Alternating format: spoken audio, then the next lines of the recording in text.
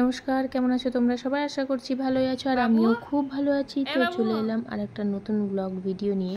দেখতেই পাচ্ছ মেয়ে এখনো ঘুমোচ্ছে, আর আজ মেয়ে বাবার প্যান্ট পরে আছে, হাফ প্যান্ট। ও বদমাশি করে মাঝে মধ্যে, যখন ওর ইচ্ছা হয় তখন আমারও নাইটি পরে নেয়। আর আজকে তো বাবার প্যান্ট পরে শুয়ে আছে। তো ওকে বলছি যে এটা বাবার প্যান্ট, তো বলছে না ওটা ওর মামার প্যান্ট। তো যাই হোক, ও শুয়ে থাক। আর আজকে ছুটির দিন, আজ আমি অনেক কাজ করব ঘরের, আর এই জন্য ভাবলাম যে আগে পুজোটা কমপ্লিট করে নেই, তারপরে তখন ঘর ঝাড়ার কাজ শুরু করব। কারণ পুজো চলে আসছে, পুজো তো আর হাতে গোনা কয়েকটা দিন। তো ওই জন্য ভাবলাম যে আজ ছুটির দিনও আছে, ওর বাবাও বাড়িতে আছে, তো ভাবলাম ঘরটা আজকে ঝেড়ে নেব। যদিও মানে সেরকম কিছু ঝাড়াঝুড়ি করার ব্যাপার নাই, তবু অগোছালো হয়ে আছে, একটু ঝুলটুল হয়েছে, ওগুলো না ঝাড়লে একটা কেমন লাগে। আর পুজোতে বাড়িঘর পরিষ্কার থাকবে না তা কি হয়? তো ভাবলাম যে আজকে ঘরটা ঝেড়েই নেই। আর ঝাড়তে লাগলে অনেকটা টাইম লেগে যায়, তখন পুজো দেওয়ার টাইম পাবো না, সেই জন্য পুজোটাও আমি দিয়ে নেব। তো এই দেখো, আমি কাপড় টাপড় ছেড়ে আমি পুজো দিতে চলে এসেছি। আর এখানে এটা আমাদের পাশের বাড়ির গোপাল আমার কাছে রেখে গেছে, তা আমি এটাকে মানে এই গোপালকে চান করিয়ে দিলাম। আর তারপরে সব ফুল টুল সাজিয়েও দিয়েছি। এখন আমি পুজোটা দিয়ে নেব। আর আমার ভালো লাগে পুজো দেওয়ার সময় গান করতে, সেই জন্য আমি নিজের মনে গান করছিলাম আর পুজো দিচ্ছিলাম। আর ওইদিকে ওর বাবা মানে কিছু কিছু বাইরেরগুলো ঝাড়াঝুড়ি শুরু করে দিয়েছে। তো আমিও ভাবলাম তাড়াতাড়ি পুজোটা কমপ্লিট করে টোরে তখন আমিও তার সঙ্গে ঘর ঝাড়ার কাজে লেগে পড়বো। কারণ একাই অত বড় মানে ঘর ঝাড়তে টাইম লাগবে, সেই জন্য আগে পুজোটা করে নিই, তারপরে তখন ঘরটা ঝাড়বো। তো এই দেখো পুজোটা কমপ্লিট হয়েও গেছে। আর আমি এখানে সব কিছু নামিয়ে এই বিছানার উপর রেখে দিয়েছি, আর আমি ঢাকা দিয়ে সব রেখে দিয়েছি যাতে ঝুল টুল না পড়ে। আর এখানে ওর বাবা সিঁড়িটা ঝুল ঝাড়া হয়ে গেছে, তো ঝাড় দিয়ে নামাচ্ছে। আর আমি পাশের রুমে যতটা ছিল ততটা আমি এখানে রেখেছি। আর এই দেখো এখন ঘরের অবস্থা এই হয়ে আছে। তো যাই হোক, ঘরটা ঝাড়বো তখন ঠিক লাগবে। আর আমি সবগুলো এক এক করে নামিয়ে দিয়েছিলাম, আর ও তাড়াতাড়ি সেগুলো ঝাড়তে লেগেছিলো। তো খুব একটা বেশি সময় লাগেনি, কম টাইমের মধ্যেই পুরোপুরি ঝাড়া কমপ্লিট হয়ে গেছিলো।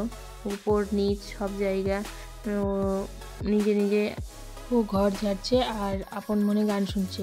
তো চলো ঘরটা ঝেড়ে নে। তো ফাইনালি আমার ঘর ঝাড়া কমপ্লিট হয়ে গেছে।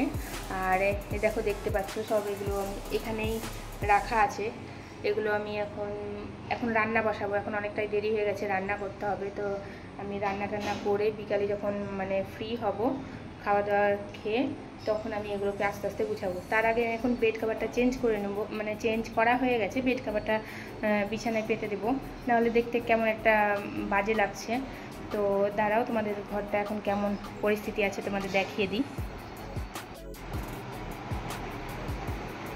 তো এই দেখো ঘরের অবস্থা এখন এই হয়ে আছে। এখন বেড কভারটা না পাতলে ভালো লাগবে না। তো যাই হোক, এবার আমি বেড কভারটা পেতে দেব। আর যত কাপড় ছিল সব কেচে নিয়েছি, এগুলো যাব শুকাতে দিতে। আর এই ঘরের অবস্থা অনেকটাই মানে অগোছালো হয়ে আছে, যদিও এই ঘরটা ঝাড়াঝুড়ি কমপ্লিট হয়ে গেছে। আর এখানে আমার মেয়ে পুজোও দিয়ে দিয়েছে। তো এবার আমি এগুলো আস্তে আস্তে আস্তে আস্তে এবার গুছাবো। আর কোনো কাজ নাই, ঝুল ঝাড়াটা মেন কাজ ছিল, সেগুলো হয়ে গেছে। তো যাই হোক, এবার আমি এগুলোকে মানে ফ্রি টাইমে যখন বসে থাকবো তখন আমি এসবগুলোকে সাজিয়ে নেব একটু পরিষ্কার করে। আমি সমস্ত কাপড় কেচে এই ছাদে মেলে দিয়েছি, আর হয়ে গেল। একদিকে ও ঘর ঝাড়তে লাগলো আর আমিও সেই সব কিছু একবারেই সার্ফে ভিজিয়ে দিয়েছিলাম। ভিজতে ভিজতে আমিও বাকি কাজগুলো সেরে নিলাম, কাঁচাও হয়ে গেল। তো মোটামুটি একটু দেরি হয়ে গেছে, যদিও দুপুরের পুজোটা মেয়ে দিয়ে দিয়েছে, তো কোনো চিন্তা নাই, এখন শুধু আমাকে খাবারটা করতে হবে। তো চলো, ঘরটা তো আমার ঝাড়া হলো, তো দেখি এবার রান্নাঘরে যাই, কি কি রান্না হবে তোমাদের দেখাচ্ছি। তো হঠাৎ করে মা চলে এসেছে, আমার মা, আর আমার জন্য সারপ্রাইজ এনেছে ইলিশ মাছ। আমি ইলিশ মাছ খেতে খুব ভালোবাসি, তার অনেকটাই এনেছে, বড় ইলিশ মাছ ছিল। তা আমি মাথাটা ডিমটা আমি রেখে দিলাম, যে ওটা পরে করা হবে। আর এখানে আমি আলু করলা ভেজে রেখে দিয়েছি, তার সঙ্গে এখানে আমি ছুটির শাক করব। আর মাকে বললাম যে মাছটা যেন মাই করে, কারণ মায়ের হাতের ইলিশ মাছ খেতে খুব ভালো লাগে। আর আমার মতো অনেকেই আছো যারা মায়ের হাতে রান্না খেতে ভালোবাসো, আর অনেক হয় যে অনেক দিন একঘেয়েমি রান্নার থেকে একটু আলাদা টেস্ট নেওয়ার জন্য যদি অন্য কারো হাতে রান্না হয় সেটা খুব ভালো লাগে। তো সেটাই আমি মাকে বোঝাচ্ছিলাম, আর মা আমার সাথে গল্প করছিল আর রান্নাটা করছিল। আর অনেকগুলো কথা জমে থাকে যেগুলো মায়ের সঙ্গে শেয়ার করা হয়, তো তাই করছিলাম। এখানে মোটামুটি মাছের ঝোলটা কমপ্লিট হয়ে গেল, আর কাজ করতে করতে কথা বলতে বলতে মা এগুলো সব পরিষ্কার করে নিল, তা আমাকে এগুলো আর করতে হলো না। তো ভিডিওটা কেমন লাগলো তোমরা বলবে, ভালো লাগলে একটা লাইক, কমেন্ট, সাবস্ক্রাইব করে পাশে করে থাকবে। দেখা হবে আর একটা নতুন ভিডিও নিয়ে। তো ততক্ষণের জন্য টাটা।